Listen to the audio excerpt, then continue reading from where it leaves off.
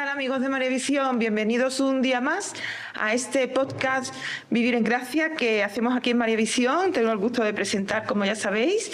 Y bueno, sigo hoy con nuestro querido padre José Francisco Hernández de los Gerardos del Evangelio. Bienvenido, padre, y gracias de nuevo por estar con nosotros. Gracias a vosotros, con mucho gusto.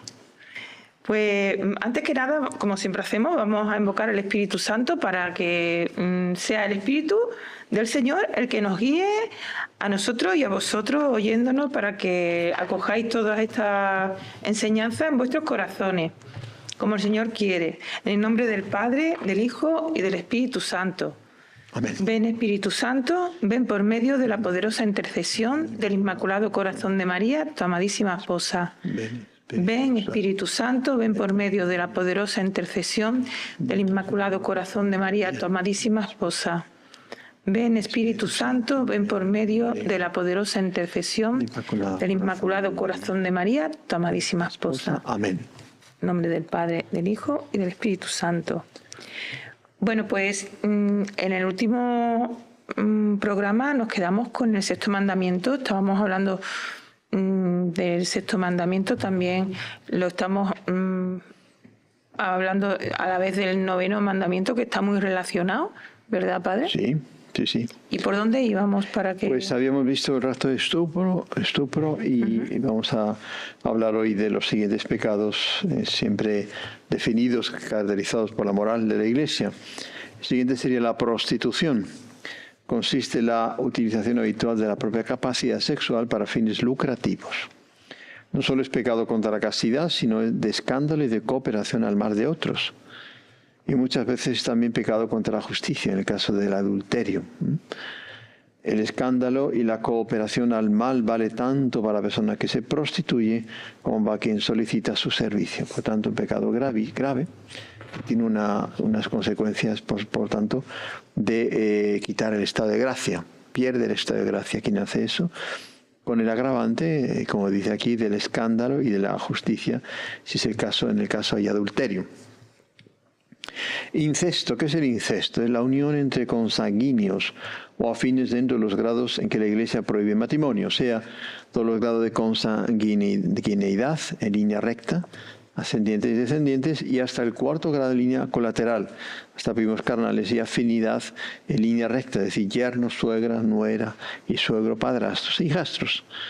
El incesto posee una gravedad especial por ser al mismo tiempo una ofensa a la piedad y a la pureza de la vida familiar. Por tanto, es una violación no solamente del sexto mandamiento en sí mismo, sino a la santidad del hogar, de la relación familiar, que debe ser especialmente respetuosa, especialmente bien llevada. Y es en esta materia, lamentablemente, los abusos que hay son incalculables. Causa dolor y causa indignación ver cuántas veces se acusa a la Iglesia con razón. Lo estaba pensando eso yo. Con razón, porque ha habido abusos, pero los abusos que se ha cometido dentro de la Iglesia, los sacerdotes, son una infimísimo porcentaje de lo que se comete en el mundo. Y la mayor fuente de abusos sexuales son las familias, lamentablemente. Familias, profesores, hospitales. Y por eso no demonizamos a los médicos y a los profesores y a los padres. Es como si no existiese, a solo la Iglesia. Comisión de no sé qué, acusación no sé cuándo, primera página de los diarios. A que llegara al 1%, ni creo que llegue al 1% de los abusos sexuales que se dan en la sociedad. Además, no se tiene por qué pedir perdón a un colectivo o a una iglesia completa. ¿Cómo no se le puede pedir perdón al colectivo de los profesores porque los profesores algunos cometan estos abusos? Pues ahí está. O verá, cualquier organización, cualquier institución, que tiene personas que son pecadoras y que cometen esto, como somos todos pecadores, pero en este caso son personas que, por lo que sea, tienen esa tendencia a abusar de menores, etcétera, pues eso no tiene nada que ver para que todo el mundo acusemos a esas instituciones. ¿Verdad? Se tiene una inquina ahí con el tema de la Iglesia. Solo que el pedido de perdón parte sobre todo de la Iglesia, de algunos aspectos de la persona de la Iglesia, pero en los otros colectivos no pide nadie perdón. Exactamente. Nadie, cuando son la inmensa mayoría. Bueno.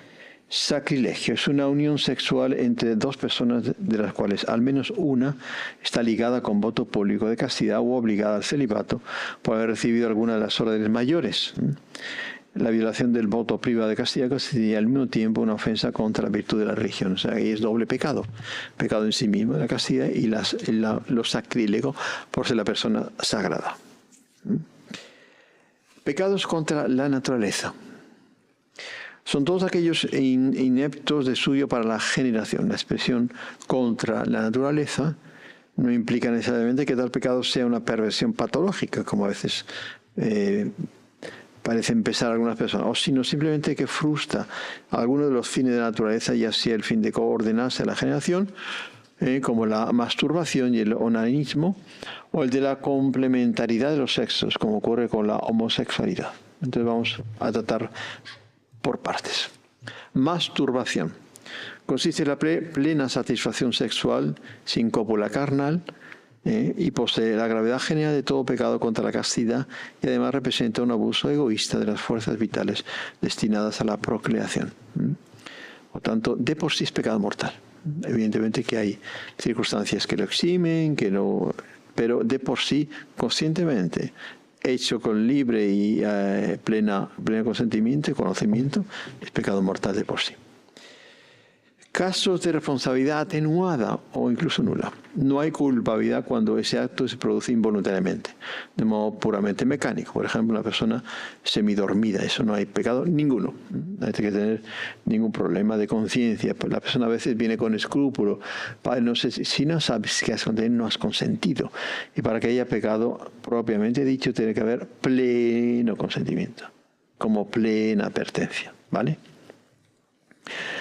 En cuanto a las conmociones veniales espontáneas enteramente independientes de la voluntad, aun cuando llegas a la polución, son indiferentes en sí, son de naturaleza y no de personas, como los moralistas ponen ejemplo de la lágrima, ¿no? La lágrima a veces sale porque la naturaleza humana expulsa la lágrima del ojo. Análogamente en estos casos se aplica, ¿no? En cuanto al que ha retractado el vicio adquirido, está poniendo los medios para salir de él, pero cae por debilidad después de luchar mucho, se puede considerar que si bajo impulso del vicio adquirido contra el que está luchando, la moral del acto podría estar atenuada. Sí, porque puede llegar a ser un vicio. Claro, es lo normal, lamentablemente. Cuando la persona no es formada ya de niño, en la pubertad, en la adolescencia, en esta materia, es muy fácil adquirir un vicio, que es muy difícil salir de él. Muy difícil salir, claro. Todo vicio es un hábito adquirido que deja raíces, deja secuelas. La naturaleza cobra, pide aquello a lo cual yo he dado riendas sueltas desordenadamente. Claro. Es como la borrachera. Sí, es verdad. Como la gula, etcétera. Claro, un vicio es eso, que el cuerpo te pide eso, que tú se lo estás dejando de dar. Porque ¿qué pasa? Aquí hay un fondo filosófico y moral importante, que nosotros, el alma humana, está llamada a una felicidad total. Esa felicidad total Dios la promete con absoluta certeza en la vida eterna, que muere en gracia de Dios. Cualquier satisfacción, cualquier alegría, cualquier gozo en la vida, en esta vida, es siempre parcial. Pero el ansia de felicidad no se sacia, por lo tanto, con ninguna felicidad, por más maravillosa que sea mi vida, por más alegre que sea, nunca podré satisfacer el ansia infinita, porque esa ansia se satisface ¿con qué? Con la visión beatífica. Nada más y nada menos. Todo aquello que está dentro del orden puesto por Dios, que me da felicidad, se asemeja lejanamente a lo que será la visión beatífica. Y todo aquello que es desordenado me aleja, por supuesto, del cielo y me frustra. O sea, el impuesto que el demonio nos da, nos hace pagar por el vicio que nos ha empujado a cometer, es siempre frustración, desorden, quiebra de la salud, incluso psíquica. Entonces hay que distinguir el pecado y el vicio de masturbación del problema psicológico de adicción sexual. Es una temática que podemos pasar por encima, porque la adicción se caracteriza por dominar en gran medida toda la psicología de la persona. Pero eso tiene un tratamiento. Eso no es ya solo problema de voluntad, ya entra algo psíquico. Por tanto, entra en la psicología o la psiquiatría. Enfermos mentales. ¿Qué pasa con los enfermos mentales? El comportamiento masturbatorio puede presentarse como una compulsión frecuente en algunos enfermos mentales. El grado de culpabilidad es en general difícil de establecer porque nadie sabe la conciencia de una persona así. Eso claro. Solo Dios lo sabe. Yo debo a quien tiene esas carencias ayudarlo, explicándole cómo son las cosas y poco más. Poco más. Hay que presuponer una responsabilidad atenuada, lógicamente. Es como casi como un niño. El niño no tiene una plena conciencia de un acto malo. Sin embargo, junto con la misericordia también hay que insistir en la confianza en Dios y alentar a poner los medios para que pueda estar al alcance del enfermo. Oración, alejamiento de las ocasiones de pecados, vida sana y equilibrada. Todo eso el enfermo mental lo capta también. Depende del grado de enfermedad, de carencia. Capta más, capta menos, pero capta. O sea, yo tengo tengo la responsabilidad de formar a ese enfermo en todo lo que esté en mi medida, en todo lo que él sea capaz de recibir. Porque el no exigirles ningún tipo de esfuerzo los condenaría a una mayor esclavitud, puesto que la masturbación, incluso a la persona que no tiene responsabilidad moral sobre sus actos, tiene profundas consecuencias psicológicas. Aquí está. Replegarse sobre uno mismo, exacerbación de la fantasía lujuriosa, melancolía, tendencia a la depresión y angustia. Todos esos son los frutos de la masturbación, evidentemente como vicio, ¿no? Los penitentes que dudan de la voluntad del acto. ¿Qué pasa cuando yo dudo si ha sido o no ha sido? Aunque algunos penitentes se confiesan de haber realizado estos actos, pero permanecen perplejos respecto a la responsabilidad, sea porque lo han hecho después de una lucha duradera y agitada, sea porque las tentaciones han sido muy fuertes, sea porque no querían hacerlo o no lo hubiesen hecho en condiciones normales, o lo han hecho para descargar las tensiones o terminar con las tentaciones, etc. Ahí debe el discernimiento del confesor analizar y darle el consejo debido. Ver, en primer lugar, si se trata de casos patológicos, que los puede haber.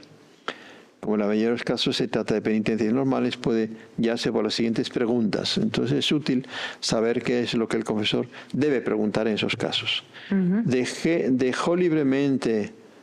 ¿Has dejado libremente a tu imaginación vagar por ese terreno? O bien las imaginaciones y deseos surgieron de modo espontáneo y no voluntario. Por tanto, si yo doy rienda suelta, yo alimento, es un tema. Si yo lo corto, es otro. He intentado desviar la atención y poner algún medio externo para aliviar las tensiones y tentaciones, por ejemplo, caminar, buscar compañía de otras personas, o más bien busco algo que aumentara la concupiscencia. Todo eso son preguntas que aumentan el discernimiento y la delicadeza moral, porque yo debo saber todo eso, e incluso el famoso consejo que se da en esta materia. Cuando vienen estas tentaciones, yo debo tener, muy práctico esto, debo tener una lista de 10 temas que me atraen mucho, que son indiferentes. Jugar al tenis, música, pintura, oír música, que me toman mucho y me distraen, me quitan el problema. Porque es un tema de ser astutos. Hay ciertas tentaciones como esta, que hay que ser diplomático y astuto. Quien más astucia emplea, más fácilmente vence. Entonces, acordarme de algo que me pesca, montañismo, alpinismo, astronomía, etc. Entonces, voy a usar esos 10 puntos, que lo tengo en una lista mental. Es un amuleto, una barandilla, un instrumento de lucha psicológico que me va a ayudar mucho, ¿vale? Si el penitente se puso voluntariamente en ocasión de pecado, o habiendo comenzado involuntariamente las tentaciones no puso ningún medio eficaz, no quedas encerrado en sí mismo durante los momentos de lucha, podremos inclinarnos a considerarlo responsable al menos parcialmente de sus actos. Y sobre todo rezar, porque la tentación aparte de estos métodos psicológicos, yo debo rezar. Mi ángel de la guarda, que está ahí al lado, está a mi lado, ayudándome y está queriendo ayudarme. Pero él depende de mi voluntad, de mi aceptación, del uso que yo voy a hacer de esa compañía. Parece que tenemos hoy el pensamiento unido, porque estaba yo también pensando ahora lo del ángel de la guarda. Visto, Mar. Que yo es que soy muy devota de mi ángel de la guarda, del ángel de la guarda en general, de todos. Todos debemos ser muy devotos y es una cosa muy práctica ser devotos del ángel de la guarda, muy práctica. Entonces, las preguntas sobre este tema de confesión, ya lo hemos dicho, deben ser muy escuetas, y yo penitente, no tengo por qué responder si el sacerdote va más allá de la línea. Yo debo saber objetivamente qué ha pasado. Circunstancias, detalles, no interesan para nada.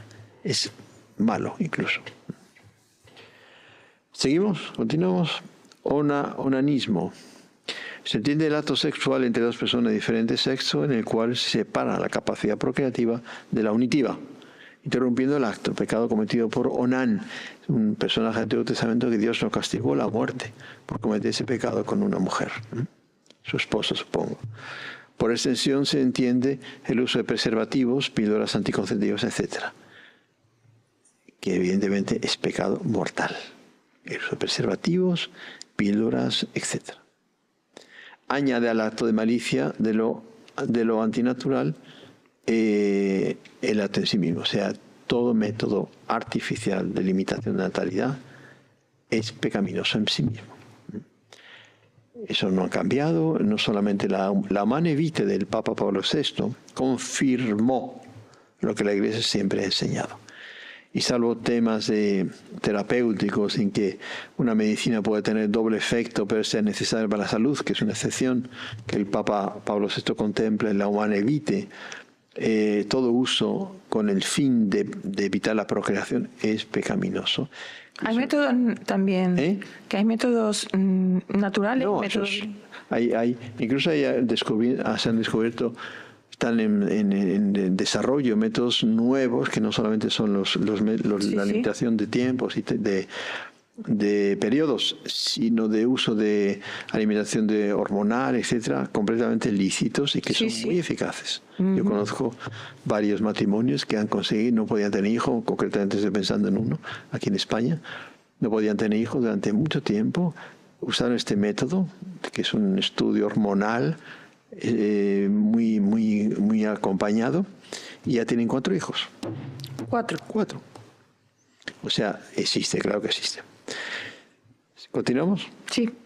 Homosexualidad. Designa la atracción o la unión carnal entre dos personas del mismo sexo. Puede ser responder a causas puramente morales, perversión moral, o causas morales y psicológicas.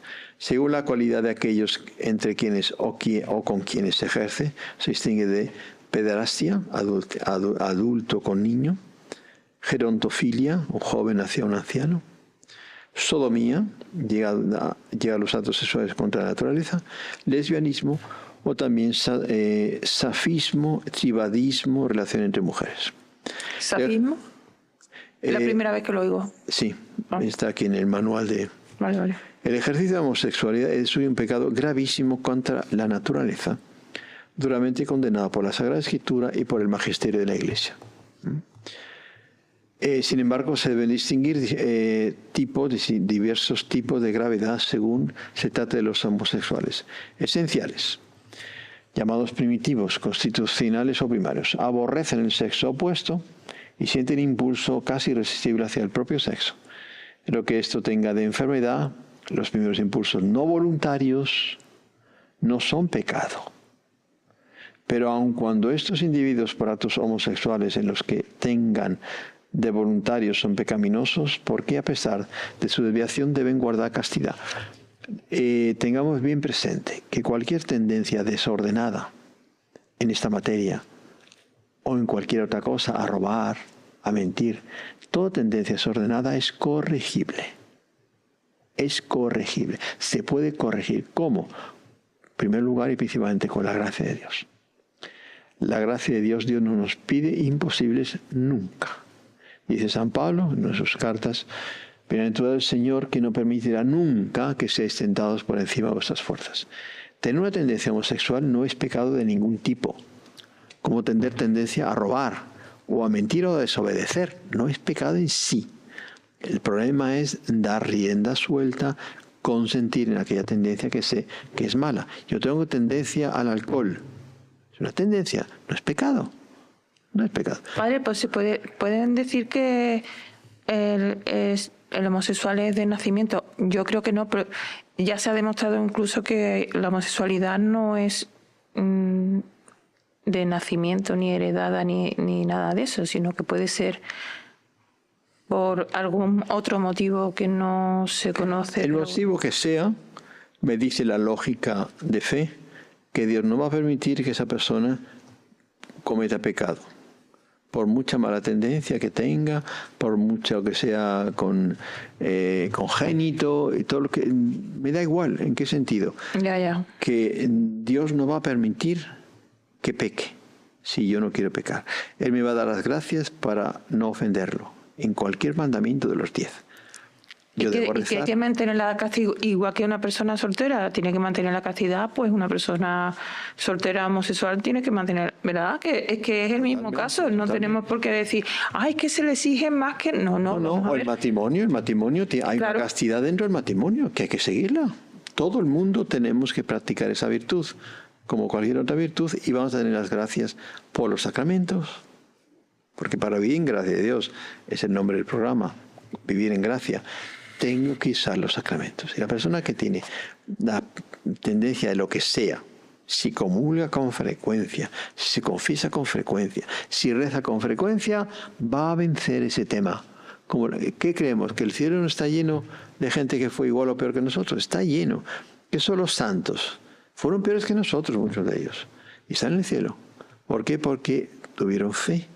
Confiaron en la gracia de Dios, la pidieron y la obtuvieron. El tema es la fe y vivir en gracia de Dios pasa por esos sacramentos que nunca pueden faltar y las oraciones que nunca, sobre todo el rosario. El rosario está vinculado al rosario, con el práctica del rosario, la devoción del rosario, especialmente después de Fátima y Lourdes, una economía de la gracia, una lluvia de gracia y favor en todas las materias, y especialmente diría que en materia de castidad, especialísimos. Si yo lo uso, tengo que tener certeza de que la Virgen me va a ayudar. Ella que es la Madre Castísima, la Virgen de las Vírgenes y la Madre Purísima. Pues por eso este programa de Vivir en Gracia, porque es que no se podría cumplir los mandamientos lo que estamos leyendo, que no lo estamos inventando, que esto no es cosa nuestra, esto lo hemos dicho ya 1000 veces en este podcast. Porque lo dice la Iglesia. Que todo lo que el Padre dice está sacado del Evangelio, del Catecismo, de lo que dice el Magisterio de la Iglesia, que por eso estamos en un canal católico, no vamos a sacarnos de nuestra manga todo lo que decimos. Claro. Estaría eso, vamos, que no podría ser. Así que bueno, es muy controvertido, por supuesto, porque hoy en día esto no se suele oír en ningún canal, ¿verdad? Pero aquí nosotros somos valientes y lo decimos porque decimos, somos instrumentos del Señor para dar a conocer su palabra y lo que Él quiere para nosotros porque es lo mejor. Bueno, no quiero seguir porque nos quedan minutos. Denos la bendición, antes que nada. Con mucho gusto vamos a pedir especialmente al corazón de Jesús, que preside este plató, y al corazón inmaculado de María, que nos obtenga en la gracia de la fidelidad a los mandamientos, a hacer del lema de los santos, antes morir que pecar, el programa de nuestra vida. Y para eso no va a faltar la gracia que viene del corazón de Jesús a través del corazón de María. Inés, y por intermedio de su corazón, de Jesús y María, que la bendición de Dios Todopoderoso, Padre, Hijo y Espíritu Santo, descienda sobre vosotros y os acompañe siempre. Muchas gracias, Padre, por esa bendición. Encantado. Espero poderlo tener aquí pronto con nosotros, Dios para que nos siga ilustrando. Estamos todos aprendiendo mucho, ¿verdad? Aunque mucho lo sepáis ya todo, pero bueno, siempre nos enriquecemos de nuevo con todo. Recordar siempre ayuda, ¿verdad? Exactamente. Así que bueno, deciros lo mismo que siempre os digo, que sigáis ahí con nosotros viendo no solamente este programa, sino todos los programas que hay en Maravisión, que son muchos, variados, estupendos, que yo los suelo ver y me encantan. Y si no lo podéis ver en televisión, lo podéis ver en YouTube también. En Maravisión Sevilla os metéis, veis en podcast, todos los podcasts que hay, todos los programas en directo, todo, ¿vale? Así que bueno, hasta siempre, que seáis felices, que Dios os bendiga.